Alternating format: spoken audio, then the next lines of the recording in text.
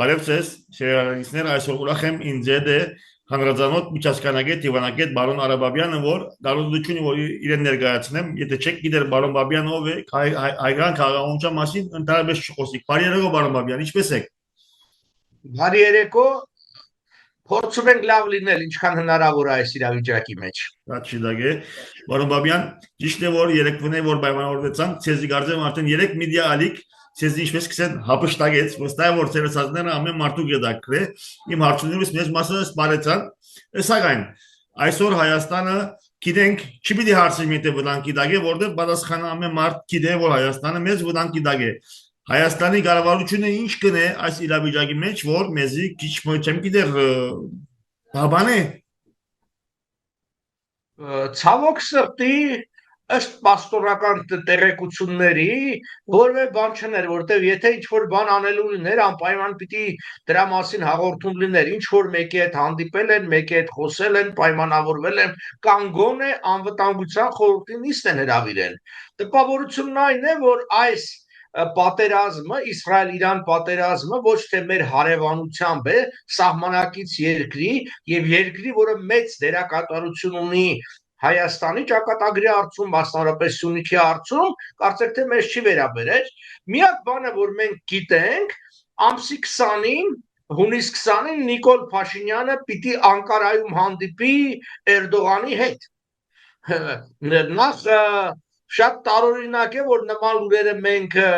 օտար թուրքական աղբյուրներից ենք նախ իմանում։ Երկրորդը, չենք իմանում մանրամասները այս կարևորագույն հարցով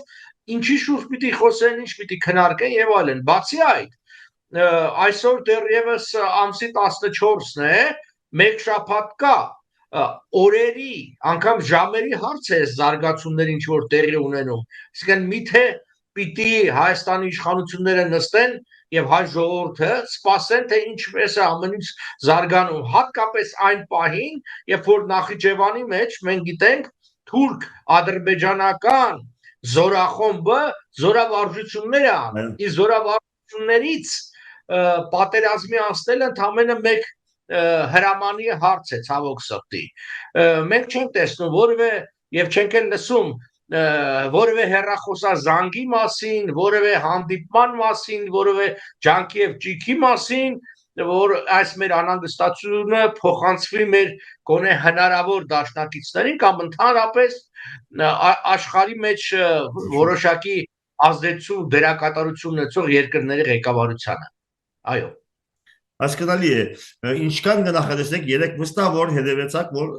ըստ երևույթին Բարսկաստանը այդքանաթույլ չէ, ինչպես որ շատերը կպատկերացնեն, դիշտ է որ իմ զինագիստները ստիպանան այդպես կպատկերացնեն, սակայն եթե խոսենք չեզոք, չէ,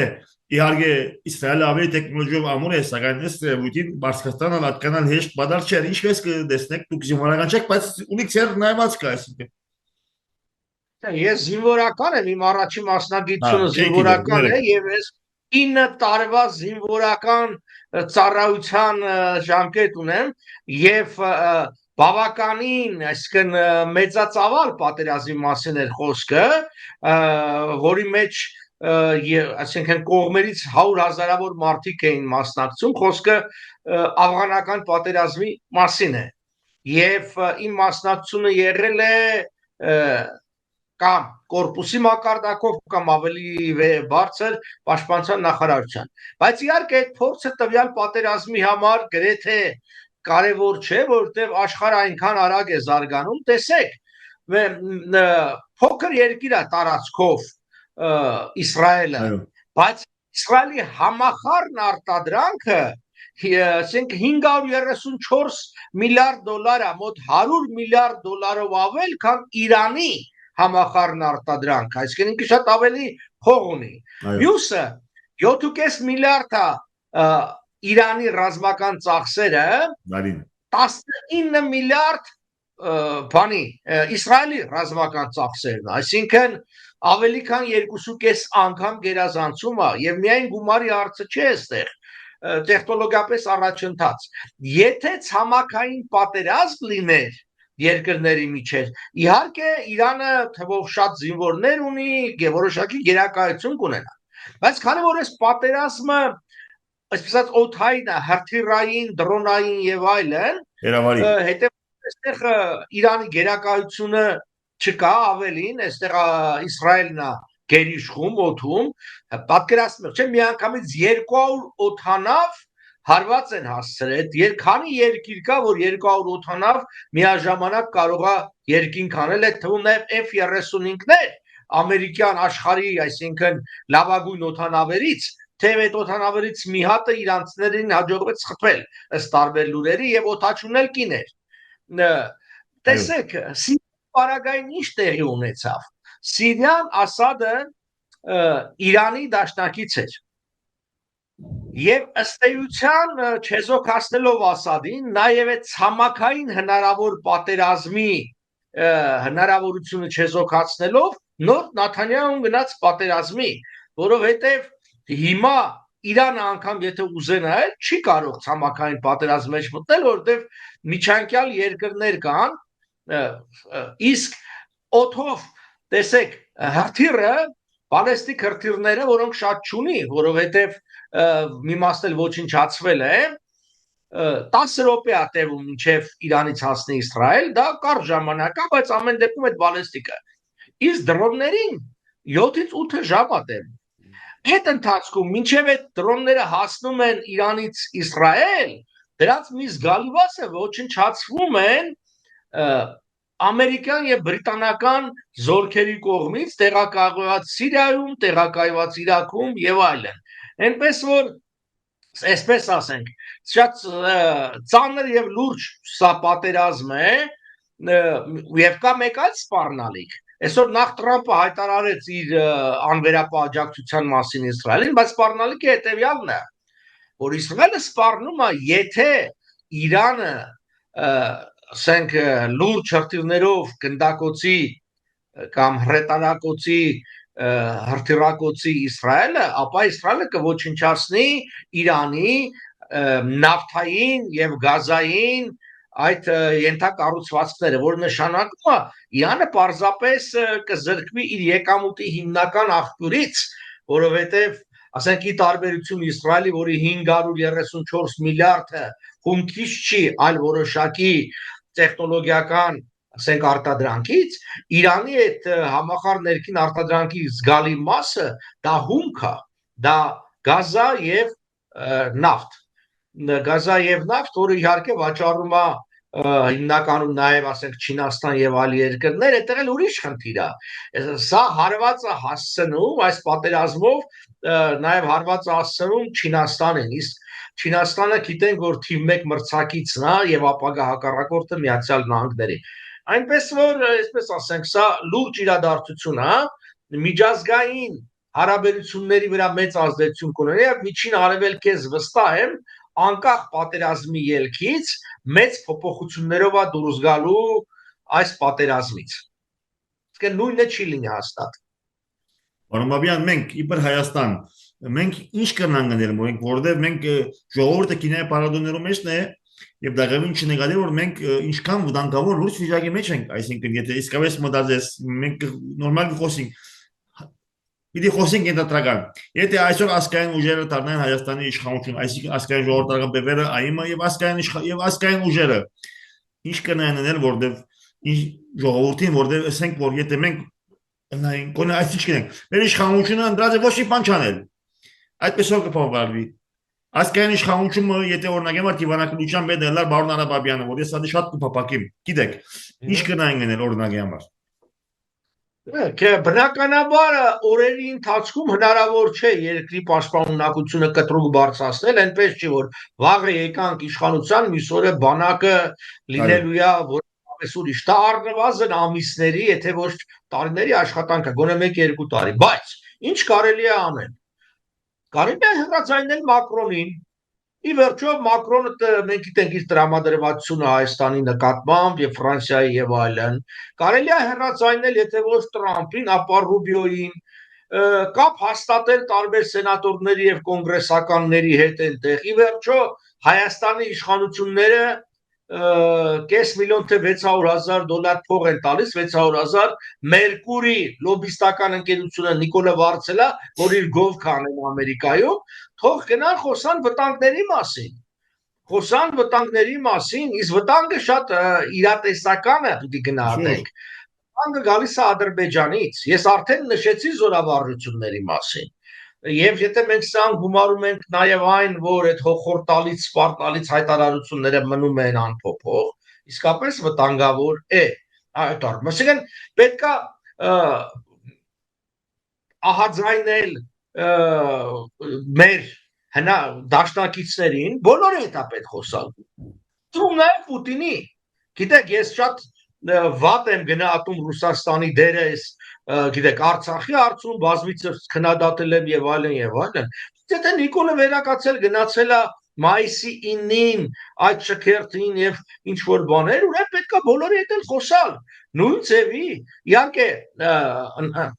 Ռուսաստանը շահագրգռված է, որ Ադրբեջանը ճնշի Հայաստանին, որ ինքը իր դերակատարությունը մեծացնի հանդես գալու հերթական անգամ ճակերտավոր փրկիչների առումով, բայց պետքա նաև այն առումով, որ նաև բացահայտվի ով է, որտեղ ինչպես ասված կա, ասում է ընկերը ծանր դրության մեջ է բացահայտվում։ Այո, մենք հիմա ծանր դրության մեջ ենք, իրավիճակը ծանր է, վտանգավոր է, դրա համար պետքա Իսկան դիվանագիտական ջանքեր գործադրել, միաժամանակ ես չգիտեմ, ասենք բանակի վիճակը ինչ վիճակ է, ասենք բանակը եւս պիտի առավելագույն պատրաստակամության վիճակի բերվի, ինչպես նաեւ ժողովրդին որոշակի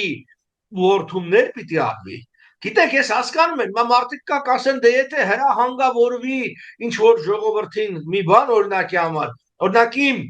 դրան մուտքի վրա շենքի գրած է, որ օթային տագնապետքում գնալ մետրոյի կայարան։ Դե հիմա պատկերացնում եք, չէ՞, այսինքն այդ ինչքանով հնարավոր, բայց մենք սրա մասին խոսել ենք միշտ, բայց ուր են այդ մեր ռմբապաստարանները, որոնք դեռ սովետական տարիներից կային, որոնք սեփականաշնորհվեցին, իրավունք չունեին, բայց գոնե մի քիչ կարգի բերվեն, որպեսզի հնարավոր լինի, միայն այս չէ, վտանգը կարող է գա եւ անցնի, բայց միշտ այդ վտանգը կախված է, չէ՞, մեր երկրի գլխին։ Ես նայում եի այն օրը Իսրայելի ռմբապաստարանները, ինչու է հսկայական հարյուրավոր հարվածների պարագայում անգամ ընդամենը 2 զոհ կա, որտեղ ամեն շենքի տակ ունի ռմբապաստարանը բավականին բարեկեցիկ, ամեն ինչով հագեցված եւ մարդիկ պաշտպանվում են, որտեղ այո, ավերվածությունները վատ է երկրի համար, բայց ավերվածությունը կարելի է վերականգնել, հնարավոր չի վերականգնել մարդկային կյանքը եւ այդ վախն է, որ մարդկանց ստիպում է, ասենք լքել երկիրը դատարկում, այսինքն այստեղ ոչ միայն ինքը ռազմական կարևորությունն է նման քայլերը, այլ նաև հոգեբանական գոտեպնդի ժողովրդի, որովհետեւ ժողովուրդը պայքարի պատրաստ լինի։ Այո։ Բայց չդագե, բարոն Բաբյան, չեմ գիտեր, եթե Լապշինին մեկ քրարումը գդարեցիք, որ զարուրելի է, շուշտ տվա, որ նույնիսկ մեր օտանավները ռազմական Google Earth-ով նույնիսկ կդեսնվին։ Հեսա որ օրինակ բերա որ օրինակ համար հեսա Իսրայելը ինչքան ուժեղ բահած է իր օտանավները կետնինդագը 7 հարկ, որ ոչ մի կարող չես կարող տեսնել։ Հեսա որ մենք ուղղակի մերկացած է Հայաստանի օտանավները Google Earth-ով տեսնում են։ Ինչ կուզեք ասել, այսինքն, ասի ինչի նշան է, որ մենք ամփույթ ենք, չենք հասկնար, չեմ հասկնար, մենք միայն գահավատանք, որ խաղաղության օրերը կամբնենք եւ այս բոլորը անիմաստ նույնիսկ պաշտպանել արդյոք կամ գուցե որ ազերին մենք չէ մենք բարեկամ ենք, մենք չունենք բայրույթ քեզիկը վստահենք։ Այսինքն, ուղղակի այդ վիճակը կտեսնեմ ես։ Այսինքն, այստեղ իմաստ չկա օդանավերի մասին խոսել, որովհետեւ մենք անգամ նախ այդ օդանավերը ստեյցան ինչ ասեմ, իսկի մերն էլ չեն, մենք դրա բաները չունենք, էլի ոչ օդաչուներ ունենք, ոչ համապատասխան արտներ եւ այլն, եւ դրանց ապահովելը հսկայական ծախսերի հետ է կապված։ Դա պիտի արվեր ընթացքում։ Դապես գիտեք, տպավորությունը այն է, հիմա չէ, էլի։ 94-ից հետո, երբ որ զինադադար կնքվեց, տպավորությունն էր, որ այլևս պատերազմ պիտի չլինի։ Ըստ էության որևէ լուրջ բան չարվեց։ Կարծում այսօր օրինակի համար սահմանամերձ մի գյուղ, մի բնակավայր, որտեղ գոնե մի ռմբապաստարան կա, կան հիվանդանոցներ, որոնք ունեն իրենց առանձին հոսանքի աղբյուրներ, այսինքն գեներատորներ եւ այլն չկան։ Այսինքն Աստված չանի մի հատ մի երկու էլեկտրական գիծ թշնամին, իսկ արդեն անգամ դրոնների խնդիրը չի։ Նախիջևանից մինչև Երևանի Արվարձանը 44-ից 47 կիլոմետր է Նախիջևանի սահմանից, այսինքն հրետանին կարող է խփի։ Հերիք այսինքն հոսանքների մի բան եւ կապ ընդհատում եւ այդ ամբողջը երկիրը կմատնվի քաոսի։ Գիտեք, ես առիթ ունեցել եմ խոսելու այդ համատություններն անելու, որ երկիրը պիտի կառուցվի երկրի պաշտպանությունը Սուզանավի սկզբունքով։ Գիտեք որն է Սուզանավի սկզբունք։ Ուրեմն տեսեք, Սուզանավը ինքը մասերի է բաժանած, որ առանձին փակվում են։ Կա Սուզանավ 11 եւ այլն։ Ինչի համար է սա։ Որպեսզի եթե մեկ հատվածը վնասվում է, ապա այդ հատվածը փակվում է երկու կողմից, անգամ եթե այնտեղ մարդիկ կան, նավաստիներ կան, համարում է որ անգամ այդ նավաստների կյանքը պետք է զոհել, որպեսզի ամբողջը չզոհվեն, փակվում է դռները, բայց այստեղ ամենակարևորն է ցանկացած կենսապահովման սարք, որը կա Սուզանավի մեջ, ունի իր կրկնօրինակը մեկ այլ մասում։ Ռուսները ացեք են ասում, այսինքն երկիրը այդպես պիտի կառուցվի, որ ենթադրենք ինչ որ մի բան շարքից դուրս է գալիս, դու պիտի ունենաս դրա փոխարինողը ինչ որ միտեղ, այդ ամբողջը պիտի լինի։ Ցավոք սրտի դուք ճիշտ եք, տպավորությունն է, որ մենք շուտ խաղաղության մեջ ենք։ Գիտեք, այստեղ բանը կա, ես խոսել եմ որոշ մարդկանց հետ, որոնք ուղերները անջատած այս բաների մեջ են, կերուխում մեջ են, ասում են միևնույն է, մենք ոչինչ չենք կարող անել, ինչ լինելու է թող լինի, մենք գոնե այն օրերը, որ մեզ Աստված տվել է, մենք այդ օրերը կվայելենք, ավելին։ Գիտեք, մարդիկ կա, ես տեսել եմ, ասենք երիտասարդին ասում է, երիտասարդ ես, ինչ ես խրվել քաղաքականության մեջ, գնա կյանքդ վայելի, քեզ պետք է տարի ես ամբողջը։ Նման մոտեցումը սխալ, որովհետև եթե ասենք Ֆրանսիա, Ամերիկա, Եվրոպա շատ երկրներում քաղաքականությունը ինչ որ վերացական հերրու բան է, դու կարող ես ընդհանրապես չխառնվել եւ քո կյանքը ապրել։ Հայաստանի պայմաններում քաղաքականությունը մեր բոլորի համար կենսական անհրաժեշտություն է, որպես ինչպես խոսեցինք, ասենք այդ սխալը կարող է հանգեցնի հազարավոր մարդկանց կյանքի կորստի, ինչպես եղավ Ղարաբաղյան երկրորդ պատերազմի ժամանակ, Ղարաբաղի ըստ էության տնազրկման, ցեղասպանության այդ օրերին, որի մեջ շատ մեծ մեղք կա, այսինքն Ղարաբաղի, Արցախի իշխանությունները այդ մեղքը ունեն, որովհետև նույն անփութությամբ ու անտարբերությունը տիրել էր այնտեղ եւ ավելիով, ըստ էության անգամ հնարավորը չէր արվել։ Այո։ Նաև գներեք իշխում որ հարցումներս ավելի ինտերնետային են, որտեղ ծեր մարդավարական հարցումները ամեն ալիքները հարթուցած են։ Ամենից որ ես մի քիչ հարցումներս միդլան ավելի այսպես ժողովրդային ինչպես կսեն։ Ֆրանսիա վրա այս կարծիքը կա որ գուզեմ ցեր կարծիքը հարցնել։ Մեկը կրած էր կարծիքը որ բավական տբավիմ ուղերից եւ սերդից։ Ըստ որ ասված չանի որ Արցախստան դաղուլանի անի գլինի Հայաստանի վերջը։ Արդյոք Բարսկաստանը որևէ շանս ունի այս պատերազմի մեջ Քոնե չի գործանվելու, որովհետև հաղթել է իրավաշտան, չի գնալ հաղթել Բարսկաստանը Իսրայելին։ Արդյոք կմնա իր ոտքերում վրա չէ մինչև իրեն վարչահարքը փոխելու մի դասնի այս հարցը ցես։ Ըստ ինձ երկու ծրագիր, երկու խնդիր է իր առջև դրել Իսրայելը եւ որոշակի այդ հարցով աջակցություն ունենալով արևմուտքից։ Նվազագույնը դա վերացնել, ոչնչացնել Իրանի միջուկային զենք ստանալու կարողությունները։ Եվ այդ հարցով ես կարծում եմ իրենք գրեթե խնդիրը լուծել են։ Իրենք առնվազն մի քանի տարի հետ են գցել Իրանը, որովհետև այդ ինչ որ վերականգնվի, այդ գիտնականները, չգիտեմ, կկարողանան նոր սերունդ աճեցնել եւ այլն։ Այս նվազագույնը լուծված է։ Առավելագույնը ես կարծում եմ իշխանափոխությունն է։ Ոմանք գրում են ասում են Իսրայելը չի կարող Իրանը գրավել։ Իսրայելը խնդիր չի դրել եւ արում խնդիր չի Իրանը գրավելու մասին։ Որևէ մեկ այդքան խենթ չի 85 միլիոնանոց երկիրը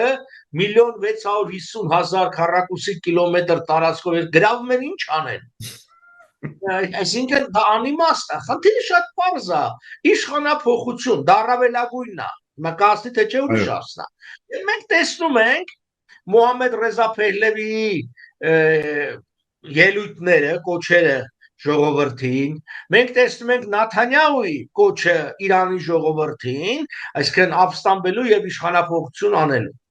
Մեզ համար, հայերիս համար, մենք չենք կարող ոչ այդ իշխանությունը պահենք, ոչ էլ գցել։ Դա մեր խնդիրը չէ, մեզ համար կարևորը ինչ որ լինում է լինի արագ, լինի, որովհետեւ այդ ամբողջի ձգձգելը գայթակղություն է տանելու Ադրբեջանին, որ ինքը ոտնձգություններ անի Հայաստանի դեմ։ Իսկ եթե արագ եղավ, կամ արագ լեզու գտան, օրինակի համար, հիմա կան լուրեր, որ Իրանը պատրաստ է քննարկել իր միջուկային ծրագիրը, առաջ որ հրաժարվում էր։ Օրինակ, թուղթ են ստորագրում, որ ասում են մենք այլևս այդ միջուկային ծրագիր ձեռ ենք քաշում, չգիտեմ ինչ եւ այլն։ Դա կարող է հանգեցնի զինադադարի եւ խաղաղության, կարող է չանի, որովհետև զինվորականությունը հասկանում է ծանր վիճակը, բայց հոգևոր առաջնորդները, որոնք ամենաազդեցիկն են, օրինակ կոչ են անում, Խամենեին կոչ արեց իսլամին, որ ոտքի կանգնի եւ ազատագրի Պաղեստինի տարածքները, ես դա լուրջ չեմ մոտենում։ Որովհետև ոտքի կանգնողեն վաղուց այդ իսլամ աշխարհը ոտքի կանգներ, երկրորդը մենք լավ գիտենք, որ իսլամական աշխարհը միասնական չի, երրորդը եթե իսլամական աշխարհը ոտքի կանգնեց եւ այլն, միևնույնն է, այդ պարագային Իսրայելի թիկունքն էլ կկանգնեն, արևմտյան երկրներ էլի չեն կարող։ Մյուս կողմից Իրանը սուննի երկրների առաջնորդ չի կարա դառնա։ Դուք ինձ գիտեք, որ իսլամական աշխարհի 80%-ը սուննի է։ Չի առաջնորդի կոչ առանձնապես մի բան չի բերելու, չի հանգեցնելու, անգամ սունիների կոչը որևէ բան չի հանգեցնում։ Այստեղ մեզ համար շատ կարևոր է հասկանալ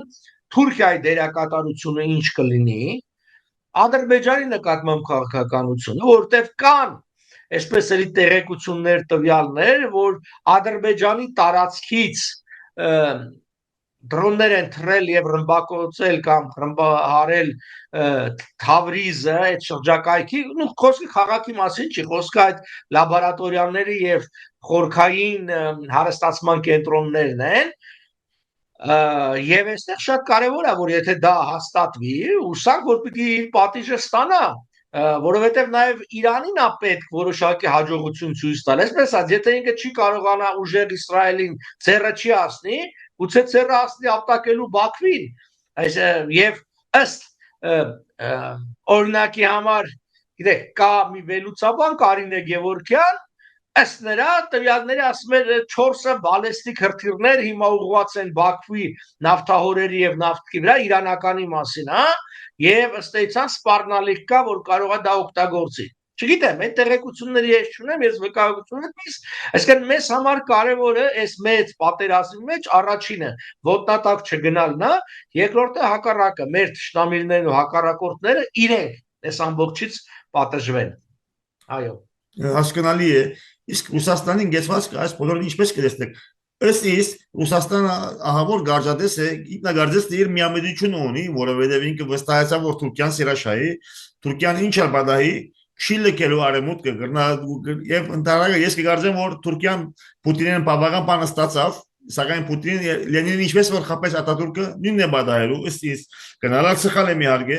սակայն Ռուսաստանը այս բոլորին իր գեցվածքը ինչ է կգարձեք, այս բոլորը ի վնաս չէ, որտեղ Թուրքիան եւ Ադրբեջանը ասում ավելի են ուժեղանում եւ ինքը ավելի է, այսինքն ինքը իր բաժանի վրա քաշում օրստոր։ Ռուսաստանը դավաճանելով հայերին ճակատագրական սխալ արեց իր համար, որովհետև հայ ժողովուրդը դարեր շարունակ անգամ ինքն իրենից ավելի հավատարիմ ա եղել ռուսական շահերին, որտեղ հույս ա ունեցել, որ Ռուսաստանը իրեն կաջակցի կօգնի։ Թեև պատմականորեն շատ դեպքեր կան, որ դավաճանելա, լքելա, չգիտեմ, Կարսմի 3 անգամ գրավելա, հանձնելա Էրզրումը, բան, այդ ամբողջ եղելա, բայց գոնե այդ պատկերացումը կար, որ օրինակի համար, եթե մենք 45 տարով երկարացքում ենք ռազմական բազայի արտոնությունը Գյումրիի, եւ որը ստանձնում է Ադրբեջանի եւ Վրաստանի հետ եւս սահմանների պաշտպանությունը, անգամ այդտեղ չբարեհաճեցին ոչ թե զորք ուղարկելու, այլ մի հատ ինչ-որ հայտարարություն անելու, անգամ ցավակցելու այն պարագային, երբ որ օրինակի համար նույն Ջերմուկում եւ այդ սովետական Հայաստանի տարածքում հայ զինվորականներ զոհվեցին։ Չեմ խոսում Արցախի մասին, որտեղ ինքը առանձին պարտավորություն ուներ որպես խաղաղապահ։ Այն որ ասում է ես պարտավորություն չունեի բանի նկատմամբ Արցախի նկատմամբ, իհարկե սուտ ասում, եթե ուրիշ բան չլներ, այդ նոյեմբեր 9-ի չարաբաստիկ փաստաթղթով ինքը խաղաղապահ էր եւ պիտի 5 կիլոմետր լայնությամբ ապահոver Լաչինի միջանցքը եւ այդ հայերի գոյությունն այնտեղ։ Կարգավիճակի մասին չեմ ասում, անգամ դա էլ չի արել։ Հիմա հունվար թե փետրվար ամսին էր այս տարի Իրանի հետ միասին ստրատեգիական համագործակցության փաստաթուղթ ստորագրեցին, ես լավ հիշում եմ, Պուտինը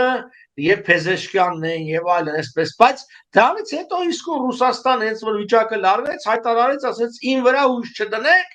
ես որևէ օգնություն չեմ բանել։ Եվ հիմա նախ առաջինը Ռուսաստանը չունի այդ կարողությունը աջակցելու, որտեղ գիտեք ինքն էր գնումներ կատարում Իրանից դրոնների եւ այլն բան, շահեդի, իսկ հիմա նաեւ այդ շահեդի գործարանը, որ կառուցել է Ռուսաստանում, դա էլ ուկրաինացիներն են ոչնչացրել, նաեւ Իրանում էլ ոչնչացրել են իսրայելցիները, դրա համար սա նաեւ Ռուսաստանին է թույլատնելու։ Այսինքն Ռուսաստանը ոչինչ չի կարող անել։ Եվ արդեն ու այս մասին վաղուց էր ասվել, որ արդեն Ռուսաստանը որևէ ազդեցություն լծակ չունի Ադրբեջանի վրա։ Մարդ պիտի, չգիտեմ, տագետը լինի կարճատես լինի, որ չհասկանա, որ միակ լծակը Ադրբեջանի վրա, որ Ռուսաստանն ուներ վերջի տասնամյակներում, դա Ղարաբաղի հարցն էր։ Եթե Ղարաբաղի հարցը լուծվում է որևէ ձևով, հօգուտ հայերի կամ հօգուտ Ադրբեջանի, Ռուսաստանի կարիքը որևէ մեկը չի ունենում։ Եվ Ադրբեջանը Ռուսաստանի աջակցությամբ լուծեց ժամանակավոր լուծեց Ղարաբաղի հարցը։ Բայց հիմա ինքը ինչ պիտի բանի տեղ դնի Ռուսաստանին։ Տեսեք, անգամ մայիսի 9-ին չգնաց Ալիևը այդքան խոստումներից հետո, անգամ երբ որ ռուս եկեղեցու առաջնորդ Ալեքսեյ գնաց եւ Մեհրաբան Ալիևային Փաշազադեին, չգիտեմ, շքանշաններ տվեց եւ այլն եւ այլն։ Անկամ դա չկարողացան համոզել, այնպես որ Ռուսաստանը ճակատագրական սխալ արել, Ռուսաստանը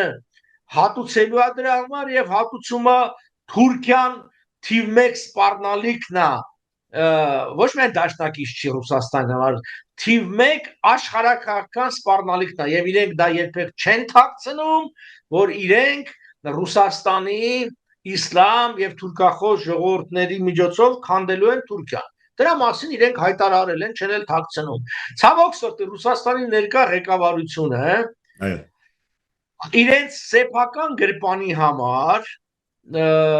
գնացին դրան։ Չպետք է մոռանանք, օրինակ Պրիմակովը խոսնակը բանի Պուտինի խոսնակը տես Զախարովան, հա? Զախարովան Պուտինի խոսնակը եւ այլն, որ նեսայսակ իշեմ, այսինքն բանը, երբեմն տարական բաներ համար։ Այսինքն որը թուրքագետեր եւ Թուրքիայում էր աշխատում, շատ պրոթուրքական դիրքորոշում է եւ որի տղան մեծ առևտրական բիզնես ունի Թուրքիայի հետ, տախտակի վաճառքի եւ այլն։ Այսինքն այդտեղ ցավոք սրտի տեղի ունեցավ մի բան, ինչ որ այն մոտեղ է, երբ որ պետական անձինք իրենց սեփական շահը վեր դասեցին պետական եւ ազգային շահից եւ իրենք այսօր կանգնած են լրջագույն խնդիրների առաջ, բնականաբար մենք եւս։ Ասեմ որ ես Պուտինը երբեք չեմ տեսել իբր պետական թեմ, ավելի գտեսնեմ իբր KGB-ի պատասխանատու, գիտեք որ KGB-ն քիչ ավելի փողոցային կմտածե, ես չեմ կարծում որ Պուտինը ուներ պետական մարտավարական մտածություն, այլ կարճադես ավելի այդ մտածությամբ մենք տարբերին 10 րոպե առաջին հարցումս իբր լիբանանցի մտահոգ եմ եւ դուք վստահ եմ որ ատկերալ բավական կապարունիկ կխոսի որ Իսրայելը լանազավալ ցամաքային հարցակում պիտի կործե Լիբանանի վրա ինչ կգարձեք այդպիսի վտանգներ կնախադեսեք Գիտեք, առայժմ ոչ, որովհետև նայեք, Լիբանանը ինչ է Իսրայելի համար վտանգ ներկայացնում։ Եթե ասենք Հեզբոլլահ այնտեղից գնդակոծում էր, ռմբակոծում էր եւ այլն, հիմա վերջի շրջանում ինչեւ էս պատերազմը մենք չէ բարբերաբար լուրեր ենք ստանում Հեզբոլլահի ղեկավարների ոչնչացման մասին, հենց նույն դրոններով խփում էին այդտեղ Լիբանանի տարածքում, այդտեղ ինչ որ գործողություններ են լինում եւ այլն։ Դա այսօրվա պայմանում երկրորդ ճակատ իրան պետք չի։ Այ երբ որ Իրանի խնդիրը լուծի, այդ դեպքում հնարավոր է որ հարավային Լիբանան մտնի, այսպես ասած Հեզբոլլահի տարածքները մաքրի եւ դառնով վերջանա։ Իսրայելը տեսեք երկարատև տասնամյակների հետևողականորեն իրականացել է քաղաքականություն, որը կարող ենք ասել հետեւյալը. ինքը կերտել է իր անվտանգային միջավայրը։ Այն ինչ որ մենք ենք ասում, մենք ոչ թե պիտի արձագանքենք մեր անվտանգության դեմ ուղղված մարտահրավերներին, այլ մենք պետք է կերտենք այդ միջավայրը։ Եվ քայլ առ քայլ Իսրայելը Եգիպտոսի հետ լեզու գտավ, ինչ-որ մի բան զիջեց, լեզու գտավ, Հորդանանի հետ, Սաուդյան Արաբիայի հետ անգամ, բաների հետ Միացյալ Էմիրությունների, Իրաքը այսպես թե այնպես այդ Սադամ Հուսեյնի եւ իր մատնել խառնել դրեցին, ջախջախեցին Սադամ Հուսեյնի Իրաքը եւ Իրաքը որպես ռազմական վտանգ այլևս չկա։ Ասադներ մնում վտանգ Սիրիան, այսինքն դա էլ ջախջախեցին, բաներ հուսիտները բանում Եմենում, այդ խնդիր կար, այսինքն ըստ էության բոլոր այն ուժերը եւ երկրները, որոնք Իսրայելի համար վտանգ էին ներկայացնում, քայլ առ քայլ մաքրելով եկավ։ Եվ նաեւ, այսինքն Հեզբոլլահ եւ Համասը, չմոռանանք այդ Գազայի,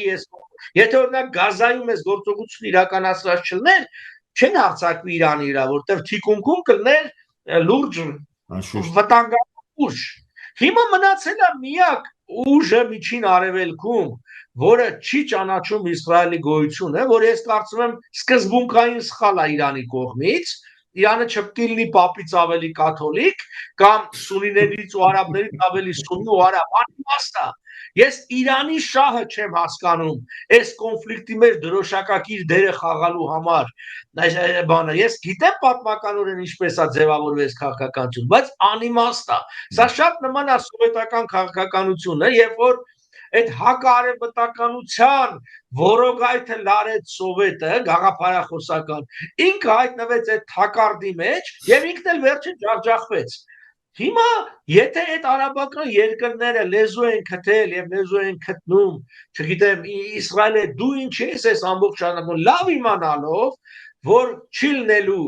այսպես համերաշխություն այդ հարցի շուրջ մեկ եւ որտեղ չես կարողանալու ախտել ռազմականապես Իսրայելը շատ ավելի ուժեղ է, քան Իրանը, քան դեռ չկա ցամաքային պատերազմ։ Ցամաքային պատերազմը չի լինելու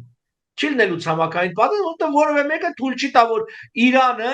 չգիտեմ, մտնի Իրաքի տարածքով, գա այսպես Սիրիայով միրով գնա արդեն չեն թողի։ Դա օրեր է տևելու, եթե անգամ այդ լինի։ Եվ ես վստահ եմ, հենց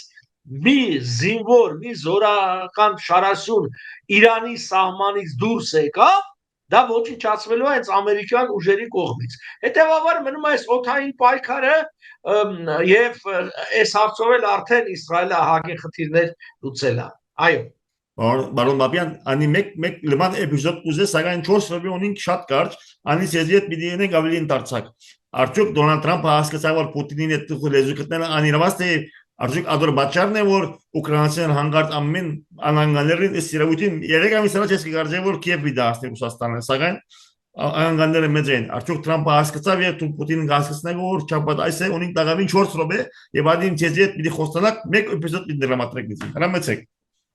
Ես արագ պատասխանեմ, մեծ հիասթափություն ունի Թրամփը Պուտինի նկատմամբ, հույսեր էր կապում, բայց շահի տեսանկյունից, անձնական շահի տեսանկյունից Պուտինին խաղաղությունը պետք չէ։ Խաղաղություն նշանակում է Պուտինի իշխանության վաղճան։ Այդ զորքը վերադարձի իր համար ծանրան նստելու։ Մյուս կողմից մենք տեսնենք օրոստորե հնարավորությունները Ուկրաինայի մեծանում են, անկախ նրանց ամերիկան թե չէ։ Ուկրաինան այսօր աշխարհում ամենաշատ դրոն արտադրող երկիրն է։ Ինքը 1 միլիոն դրոն արտադրում տարեկան եւ նպատակն է հասցնել 10 միլիոնի։ Դա հասկանում եք ինչ թիվ։ Այս դրոնը այսօր վճռորոշ դեր է կատարում։ Այսօր մինչև տանկը դանդաղ գալի տեղը ասում արդեն գլխին 10 դրոն է գալիս, որոնցից հաստատ մի երկու հատը խփում են։ Սա է իրականությունը։ Գնային առումով, տեխնոլոգիապես այդ աջակցությունը ստանում է Ուկրաինան։ Ֆինանսապես մենք տեսնում ենք Եվրոմիությունը 850 միլիարդ դոլարի խոստում է տվել իր ռազմական կարողությունները ավելացնելու, իսկ Ուկրաինային մենակ այս վերջի Ռամշտայնի հանդիպման ժամանակ 5 միլիարդ պաունդ բրիտանացի խոստացան, 5 միլիարդ եվրո գերմանացիք, 7-8 միլիարդ ծախսելու են եվրո լեհերը իրենց ռազմական արտադրության հզորացման վրա, որի առնվազն կեսը գնալ է Ուկրաին։ Այսինքն սա նշանակում է, որ Ռուսաստանը պարտվելու է։ Դրա համար ինչքան շուտ լեզու գտնեն, ինչքան շուտ, բայց դա Պուտինն էլ հասկանում է, որ իր հետ լեզու չեն գտնելու, դրա համար այսպես ենք, ռուս ժողովուրդը ինքը պիտի լուծի իր հարցը Պուտինի եւ իշխանությունների հետ, որպեսզի խաղաղության գնա։ Այո։ Պարոն Բաբյան, նախքան շնորհակալություն հայտնելու, ամեն մարդ ինձ գտեսեք, ինձ խոստացաք շատ շուտով մեկ էպիզոդ ներկայացնել ռուս-ուկրաինական պատերազմի մասին։ Խոստացաք։ Այո, խոստացա սիրով, նաև տեսնենք այս իսրայելо-իրանական պատերազմը ինչ է ալնում, 1-2 շաբաթ հետո կխոսենք արդեն ռուս-ուկրաինականի մասին, որտեղ չեմ ասնելու, որտեղ ցեզի հապշտակել է մեդիան, հույս չունեմ, որ ես առաջինը միտելամ, ցեզի մեդիան օրական 3 հարցադրությամբ պիտի հապշտակե, ես բարորի ռուս-ուկրաինական Ադորալ ինձ համար հերիք է։ Շնորհակալություն Բարոն Բաբյան, մեզ յետեր միջազգային դիվանագետ պատմական Բարոն Բաբյանը, որի խոսելը միշտ հաճելի է եւ միշտ արդյունավետ։ Շնորհակալություն Բարոն Բաբյան։ Բարի գիշեր։ Հաջողություն ձեզ։ Հաջողություն։